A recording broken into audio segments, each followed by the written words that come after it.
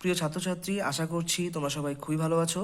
আজকে আমি তোমাদের ভূগোলের যে নম্বর বিভাজন অর্থাৎ ফিজিক্যাল জিওগ্রাফি, তারপর ইকোনমিক জিওগ্রাফি থেকে কত নম্বর থাকবে, তারপর প্রতিটা অধ্যায় থেকে কতগুলো এমসিকিউ এসিকিউ থাকবে, তারপর ফিজিক্যাল জিওগ্রাফি থেকে কতগুলো এমসিকিউ এসিকিউ, ইকোনমিক জিওগ্রাফি থেকে কতগুলো এমসিকিউ এসিকিউ, মানে আজকে আমি তোমাদের সম্পূর্ণ নম্বর বিভাজন, যাতে তোমাদের ভূগোল পড়তে গিয়ে কোনো অসুবিধে না হয়, ঠিক আছে? তো সেটা আমি তোমাদের সঙ্গে আজকে একটু আলোচনা করব। তো তোমরা একটু ভিডিওটি মন দিয়ে দেখো, তাহলে অনেক কিছু জানতে পারবে। তো প্রথমেই বলি, দেখো তোমরা জানো কি যে থিওরিতে থাকে 70, আর যে তোমাদের প্র্যাকটিক্যাল জিওগ্রাফি সেখানে থাকে 30। তো এই দুটো মিলিয়ে হয় 100, 100 হয়। তো দেখো, তো এই যে 70, থিওরিতে যে 70 আছে, তো এই 70-এর মধ্যে ফিজিক্যাল জিওগ্রাফি এখান থেকে থাকবে 35, ঠিক আছে? আর ইকোনমিক জিওগ্রাফি এখান থেকে থাকবে 35। টোটাল হলো তাহলে 35 প্লাস 35 ইকুয়ালস টু 70। কেমন? তো এবার আমি যেটা বলবো সেটি হচ্ছে ফিজিক্যাল জিওগ্রাফি যে দেখছো এখানে, এই ফিজিক্যাল জিওগ্রাফি থেকে কতগুলো এমসিকিউ এসিকিউ থাকবে সেটা বলে দিচ্ছি। দেখো, ফিজিক্যাল জিওগ্রাফি অর্থাৎ প্রাকৃতিক ভূগোল থেকে তোমরা মনে রাখবে যে 21টা 21 মানে 21টা এমসিকিউ এসিকিউ থাকবে, টোটাল 21টা। হ্যাঁ, এমসিকিউ আর এসিকিউ এক মানের থাকবে 21টা, আর এখান থেকে থাকবে 14টা। এখানে ফিজিক্যাল জিওগ্রাফি অর্থাৎ প্রাকৃতিক ভূগোল থেকে এমসিকিউ থাকবে তোমাদের মনে রাখবে 12টা। এমসিকিউ টোটাল থাকবে 12টা, আর এসএকিউ টোটাল থাকবে তোমাদের মনে রাখবে 9টা। কেমন? তাহলে এই 12 আর 9 এটা নিয়ে হচ্ছে 21। তাহলে প্রাকৃতিক ভূগোল থেকে টোটাল থাকবে 35 নম্বর, তার মধ্যে 21 নম্বর এক মানের অর্থাৎ এমসিকিউ আর এসিকিউ মিলিয়ে থাকবে 21। এমসিকিউ থাকবে 12টি আর এসিকিউ থাকবে 9টি, ঠিক আছে? এবার দেখো, এই যে এখানে যে 14 নম্বর রয়েছে অর্থনৈতিক ভূগোল থেকে, ইকোনমিক জিওগ্রাফি থেকে, তো এখান থেকে মনে রাখবে এমসিকিউ থাকবে 9টি। কেমন? এমসিকিউ কয়টি থাকবে? 9টি এমসিকিউ থাকবে, আর এসিকিউ থাকবে তোমার 5টি। তাহলে 9 আর 5 14। আশা করি তোমরা বুঝতে পেরেছো। কেমন? এবার আমি তোমাদেরকে বলবো যে এই যে প্রতিটি অধ্যায় যে রয়েছে, প্রাকৃতিক ভূগোলের প্রতিটি অধ্যায় এবং অর্থনৈতিক ভূগোলের যে প্রতিটি অধ্যায় রয়েছে, তো প্রতিটি অধ্যায় থেকে কতগুলো এমসিকিউ এসিকিউ আসবে, তো সেটা আমি তোমাদেরকে একটু বলে দেবো। তোমরা দেখো, এখানে এটা হচ্ছে প্রাকৃতিক ভূগোল। তো এখানে চ্যাপ্টার হচ্ছে, প্রথম চ্যাপ্টার যেটা রয়েছে, geomorphic process works of ground water and associated ল্যান্ডফর্মস। অর্থাৎ এটি হচ্ছে তোমার যে বহির্জাত প্রক্রিয়া এবং সংশ্লিষ্ট ভূমিরূপ, এবং রয়েছে ভৌমজলের কার্য ও সংশ্লিষ্ট ভূমিরূপ। কেমন? তো এই অধ্যায়টি যে রয়েছে, এখান থেকে মনে রাখবে তোমার এমসিকিউ থাকবে 2টি আর এসিকিউ থাকবে 1টি। কেমন? এর পরের যে অধ্যায়টি রয়েছে, marine process and associated landform, অর্থাৎ হচ্ছে তোমার সামুদ্রিক প্রক্রিয়াসমূহ ও সংশ্লিষ্ট ভূমিরূপ। তো এই অধ্যায় থেকে এমসিকিউ থাকবে 1টি এবং এসিকিউ থাকবে 1টি। এর পরের যে অধ্যায় রয়েছে, সাইকেল অফ ইরোশন অর্থাৎ ক্ষয়চক্র, তো ক্ষয়চক্র থেকেও 1টি থাকবে এমসিকিউ আর এসিকিউ থাকবে 1টি।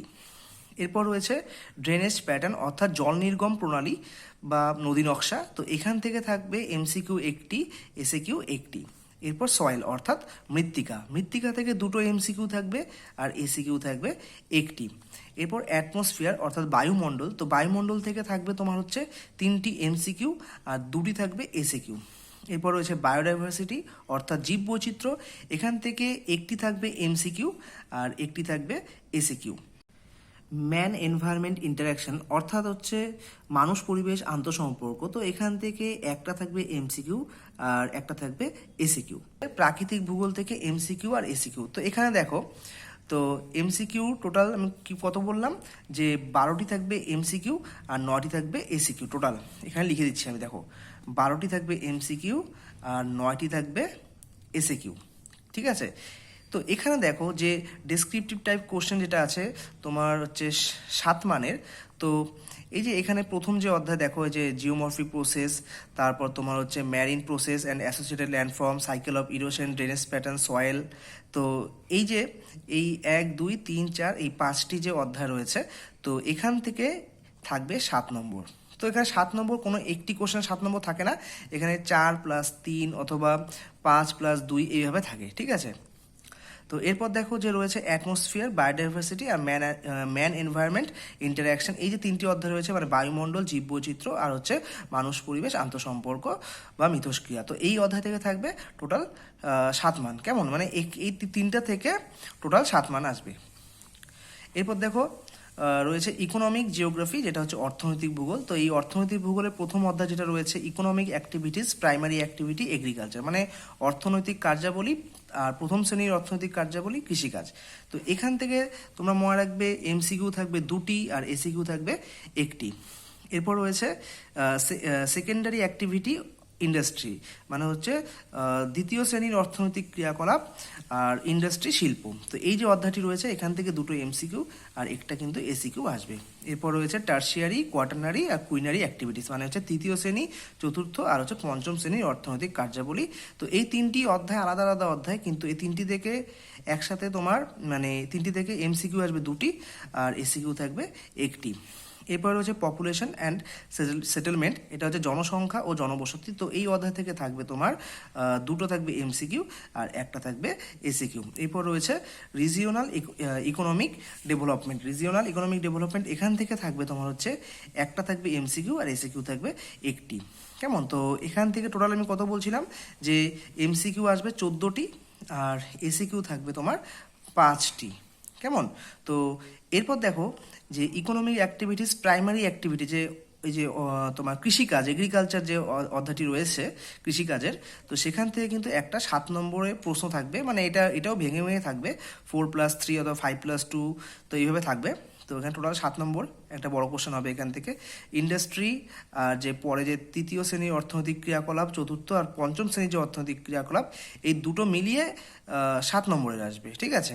এরপর যে রয়েছে পপুলেশন অ্যান্ড সেটেলমেন্ট আর রিজিওনাল ইকোনমিক ডেভেলপমেন্ট, এই দুটো মিলিয়ে 7 নম্বরের আসবে, ঠিক আছে। তো এই যে ফিজিক্যাল জিওগ্রাফি যে রয়েছে এখান থেকে কিন্তু বড় কোশ্চেন যে আছে 7 মার্কসের, তো সেই 14 নম্বর থাকবে, টোটাল 14 নম্বর থাকবে। আর তোমার যে ইকোনমিক জিওগ্রাফি এখান থেকে কিন্তু টোটাল বড় কোশ্চেন 21 নম্বরের থাকবে। কেমন, তো এই গেল তোমাদের হচ্ছে প্রাকৃতিক ভূগোল ও অর্থনৈতিক ভূগোলের নম্বর বিভাজন।